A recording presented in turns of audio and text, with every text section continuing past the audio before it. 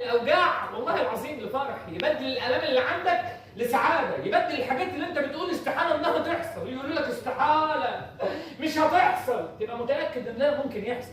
كل الاحلام اللي انت شايفها انها مستحيله، كل الحاجات اللي انت بتقول انها صعبه، كل الحاجات اللي انت بتقول انها استحاله انها تحصل سهل وهينه عند ربنا، سهل ان ربنا يعمل ده. تنام بالليل وانت مخنوق ومتضايق وتصحى الصبح تلاقي ربنا فرجها من عنده. تنام بالليل والله العظيم ما معكش ولا جنيه في جيبك، وقال مش عارف ما معكش ثمن الاكل، تلاقي ربنا ارسل لك امداد من الاموال.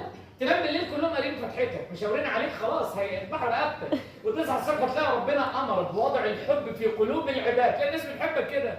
تنام بالليل وانت لوحدك تصحى الصبح تلاقي طوفان من الامداد لسه معمص كده، انا اسف، تلاقي ربنا امره اذا اراد شيئا ان يقول له كن فيكون. كل احلامك، كل امانيك، كل الحاجات اللي انت نفسك فيها، كل الحاجات اللي انت بتحلم بيها، كل اللي انت شايف انه مستحيل انه يحصل في لحظه، فاستجبنا لاحلامه، فاستجبنا لدعوات امه اللي دعت الدعوه من 30 سنه وفرقتك، فاستجبنا لكل حاجه انت نفسك فيها. يبقى عندك ايمان ويقين ان ربنا قادر يعمل ده عشان تبقى ماشي في وسط الناس ما انتش قلقان مطمن.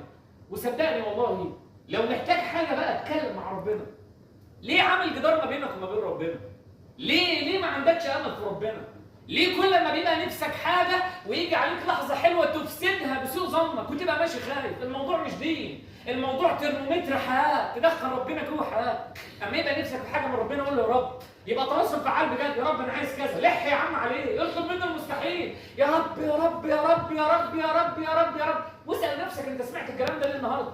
ده في واحد قاعد ما كانش جاي، كان هيغيب النهارده والله، كان هيجي على المحاضره الثانيه، بعت لك اطلب من ربنا، واطلب منه زي ما انت عايز، والله العظيم ربنا ييسر لك امرك، اقسم بالله ربنا ييسر لك فوق ما تتخيل. انا كل يوم احكي قصه، واللي بيتابعني على السوشيال ميديا عمليه امي من اقول لكم ايه، نازل اعمل خدعه عيني واعمل حاجه من سيتي ستار من كام يوم وانا بدرس في الداخليه، يعني لو كلمت اي صديق ليا من الظباط هيظبطني، يعني بدرس في اماكن كبيره هناك يعني.